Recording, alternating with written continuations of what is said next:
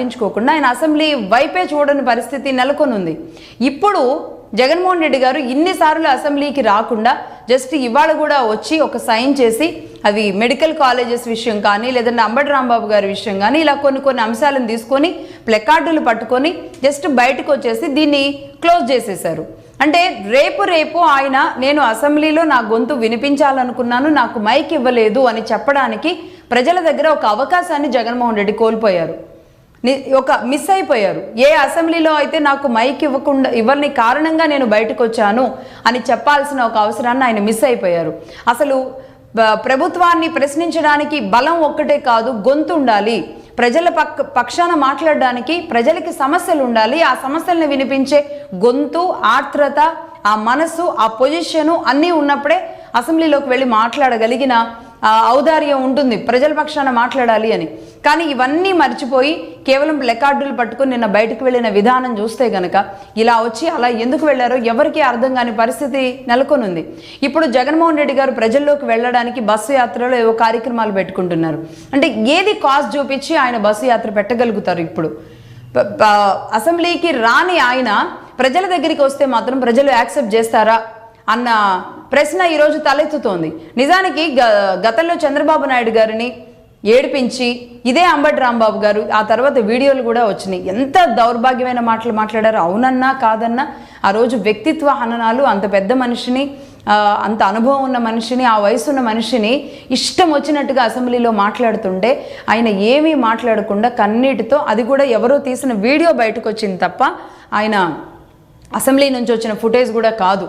అప్పటికప్పుడే అప్పుడు జరిగిన పరిస్థితుల్లో ఆయన కన్నీటితో ఏడ్చుకుంటూ నేను మళ్ళీ ముఖ్యమంత్రిగానే ఇక్కడ అడుగు పెడతాను అని చెప్పి చంద్రబాబు నాయుడు గారు బాధతో వెళ్ళిపోయిన వీడియో ఏదైతే ఉందో అది వచ్చిన తర్వాత సమాజం అందరికీ తెలిసింది. అంటే అసెంబ్లీ వేదికగా చేసిన సవాళ్లు, అసెంబ్లీ వేదికగా సంధించిన ప్రశ్నలు, అసెంబ్లీ వేదికగా అధికారంలో ఉన్న వాళ్ళు ఇచ్చే జవాబులు, అసెంబ్లీ సాక్షిగా జరిగే ప్రతి అంశం, ప్రతి మూమెంట్ కూడా ప్రజలు చాలా క్షుణ్ణంగా గమనిస్తారు. గతంలో టీవీలను అంటిపెట్టుకొని అసెంబ్లీ సమావేశాలను చూసే ప్రజలు ఇవాళ ఎప్పుడైనా చూడొచ్చులే, ఫోన్ మా చేతిలో ఉంది కదా అనుకుంటున్నారు. అలాగే ఓటు వేసేటప్పుడు కూడా అసెంబ్లీ సమావేశంలో అధికార పార్టీ, ప్రతిపక్ష పార్టీ వ్యవహరించిన తీరే ప్రజల్లో రేపు ఎన్నికల సమయంలో ఉదాహరణలుగా మారుతాయి. వాళ్ళు ఓటేసే క్రమాన్ని, మార్చే విధానాన్ని కూడా అసెంబ్లీ సమావేశాలు పూర్తిగా ప్రతిబింబించేలా ఉంటాయి. అలా కాకుండా అసెంబ్లీ సమావేశాలని లైట్ తీసుకొని ఈరోజు ఇదే ఎమ్మెల్యేలు, ఈ 11 మంది ఎమ్మెల్యేలకి అసెంబ్లీ సమావేశాలకి సంబంధించి సపరేట్ బడ్జెట్ ఉంటుంది. వాళ్ళు వచ్చినా రాకపోయినా దానికి వాళ్ళకి ఆ బడ్జెట్ ఇస్తారు. అలాగే ప్రతి నెల ఆ ఎమ్మెల్యేకి గవర్నమెంట్ ఇచ్చే శాలరీ ఉంటుంది. సో ఇవన్నీ తీసుకుంటూ, మన డబ్బులే తీసుకుంటూ ప్రజల ద్వారా ఎన్నిక కాబడి అసెంబ్లీలో కాసేపు కూడా ఒక 10 రోజులు కూర్చోవడానికి నిలబడలేకపోతే ఇంకా అలాంటి నాయకులు అవసరమా అనే ప్రశ్న ప్రజల్లో వస్తుంది. కాబట్టి రాజకీయ పార్టీలు పూర్తిగా తీరు మార్చుకోవాలి. సోషల్ మీడియా వేదికలుగా పేపర్ పులుల్లాగా రెచ్చిపోవడానికి, ఒకరినొకరు వ్యక్తిత్వ హననాలు చేసుకోవడానికి, వీళ్ళ వీడియోలు వాళ్ళు, వాళ్ళ వీడియోలు వీళ్ళు ట్రోల్ చేసుకోవడానికి కాకుండా కాస్త కూస్తో నాయకులుగా మా అందరికంటే అన్ని రకాలుగా, ప్రజల కంటే అన్ని రకాలుగా అనేక మంది కంటే, ఎందుకంటే ఈరోజు నాయకులుగా వాళ్ళు గుర్తించబడి ప్రజల చేత ఎన్నుకోబడ్డారు అంటే వారికి ఆ స్థానం ఉంటుంది. ఆ స్థానాన్ని ఒక గొప్ప స్థానంగా చూపించాలి అంటే కనీసం వాళ్ళల్లో కొంతైనా నైతికత ఉండాలి, నిజాయితీ ఉండాలి. నేను అందరిలాంటి వాడిని కాదు, ఈరోజు నన్ను ప్రజలు గెలిపించారు, నేను ఒక యూనిక్ పర్సనాలిటీ, నేను ఒక యూనిక్ పర్సన్ని అని వాళ్ళగా వాళ్ళ పర్సనాలిటీని వాళ్ళు గుర్తించగలగాలి. ఫస్ట్ ఎవరో గుర్తించడం కాదు, ఏ నాయకుడికి ఆ నాయకుడు నా స్థానం ఏంటి అనేది గుర్తించగలిగితే ఆ స్థానాన్ని వాళ్ళ పెద్ద నాయకుడికి చెప్పుకోనైనా సరే మనం కూర్చోవాలి అని చెబుతారు. అలా కాకుండా నిజానికి ఇప్పుడు 2 ఏళ్ళు గడిచిపోతుంది.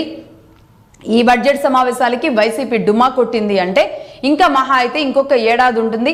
ఆ ఏడాది తర్వాత వీళ్ళు వెళ్ళినా ఎవరు పట్టించుకోరు. 2 ఏళ్ళు ఎందుకు రాలేదు అన్న ఆ తర్వాత ఎలా అసెంబ్లీలోకి అడుగు పెడతారు వీళ్ళు? ఇదే అసెంబ్లీలోకి అడుగు పెట్టని ముద్రతో నెక్స్ట్ ఎన్నికల్లోకి ఎలా వెళతారు? ఇలాంటి అనేక ప్రశ్నలు ఉన్నాయి. సో మొత్తంగా పచ్చి బూతులు, ప్రవర్తనలు వీటన్నింటినీ దాటేసి ఈరోజు మేము అసెంబ్లీని లైట్ తీసుకుంటున్నాము అంటే ఇంకా వ్యవస్థల్ని, రాజ్యాంగాన్ని పూర్తిగా ఉల్లంఘించినట్టే అన్న విషయాన్ని వైసీపీ వదిలేస్తోంది. ఇలాంటి పరిస్థితుల్లో మరి ఆంధ్రప్రదేశ్ ఎలా ముందుకెళ్తుంది, ఆంధ్రప్రదేశ్ ఎలా బాగుపడుతుంది, ఆంధ్రప్రదేశ్ని చూసి అయ్యో పాపం అనుకోవడం తప్ప ఏమీ చేయలేని పరిస్థితి ఉంది. ఒక అంశం, అది పోలవరం కావచ్చు, అమరావతి కావచ్చు, లేదంటే రాష్ట్రంలో సమస్యలు కావచ్చు, నిజంగానే మెడికల్ కాలేజెస్ విషయంలో ఒకవేళ ప్రభుత్వం తప్పే చేస్తే గనక జగన్మోహన్ రెడ్డి గారు బయట ఉండి సవాల్ చేశారు. ఏమని సవాల్ చేశారు? ఎవరైనా వచ్చారు అంటే మేము అధికారంలోకి వచ్చిన తర్వాత మేము వాళ్ళందరి మీద కేసులు కట్టేసి జైల్లో పెడతాము, వాళ్ళందరి ఇది కూడా క్యాన్సిల్ చేస్తాము అని. మరి టెండరింగ్కి పిలిచినప్పుడు ఏ ఒక్క వ్యాపారి కూడా రాలేదు. ఆఖరికి నారాయణ మెడికల్ ఇన్స్టిట్యూట్స్కి సంబంధించి వాళ్ళు కూడా మెడికల్ కాలేజెస్కి సంబంధించిన టెండరింగ్లో పాల్గొనలేదు వాళ్ళు. మరి ఇలాంటి పరిస్థితి, ఈ సవాళ్ళు అది బయటేసే బదులు ఇదే అసెంబ్లీలో ఉండి మాట్లాడితే తప్పేంటి? లేదు, ఇద్దరూ కలిసి పూర్తిగా మేము ఇంత ఖర్చు పెట్టాం, మీరు కూడా ఇంత బడ్జెట్ ఇవ్వండి, ఈ బడ్జెట్తో మెడికల్ కాలేజెస్ విధానంలో మనం ముందుకు వెళదామని ఒక మంచి సలహా సూచన ఇచ్చే అనుభవం కానీ లేదంటే ఆ బుద్ధి కానీ లేని ప్రతిపక్షం అనేది రాష్ట్రానికి అవసరమా అన్న ప్రశ్నలు వస్తాయి. ప్రతిపక్షం మాట్లాడకపోతే అధికార పక్షం ఖచ్చితంగా విచ్చలవిడిగా తను అనుకున్నదే చేసుకుంటూ వెళుతుంది. కాబట్టి ఒక కట్టడి చేయడానికి ప్రతిపక్షం అవసరం అనేది చాలా ఉంటుంది. దానిని పూర్తిగా విస్మరించి నేను ఉండను, నేను ఎదురుగా నిలబడను, కేవలం అటువైపు అయితేనే కూర్చుంటాను, అధికారంలో అయితే కూర్చుంటాను తప్ప ఇటువైపు కూర్చోను అంటే ఎమ్మెల్యే పదవులకు కూడా వీళ్ళంతా రాజీనామా చేయాలి. అక్కడ ఇంకొక ఎమ్మెల్యేని గెలిపించుకుంటారో ప్రజలు, లేదంటే ఇంకేం చేస్తారో ఆ తర్వాత అసెంబ్లీ సాక్షిగా ఒక గొంతులు వినిపించే అవకాశాలు అయితే ఉంటాయి.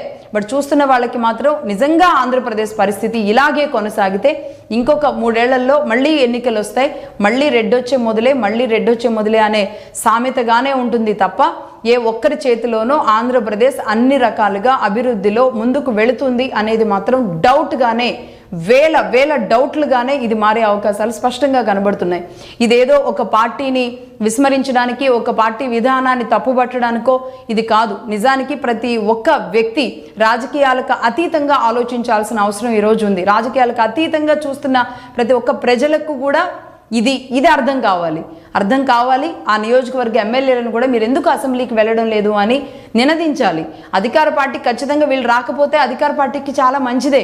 ఆ అవకాశాన్ని కూడా ఎందుకు మరి ప్రతిపక్ష పార్టీ ఇస్తుంది అనేది కూడా అర్థం కాదు. కేవలం మేము సోషల్ మీడియాలో మా వాళ్ళు మాట్లాడతారు, వాళ్లే ఎమ్మెల్యేలు, వాళ్లే ఎంపీలు అన్నట్టుగా మారితే ఇంకా సోషల్ మీడియానే తీసుకొచ్చి అధికారంలో కూర్చోబెడితే సరిపోతుంది. రైట్, ఈ అనాలిసిస్ ఇది. చూస్తూనే ఉండండి మగధా న్యూస్.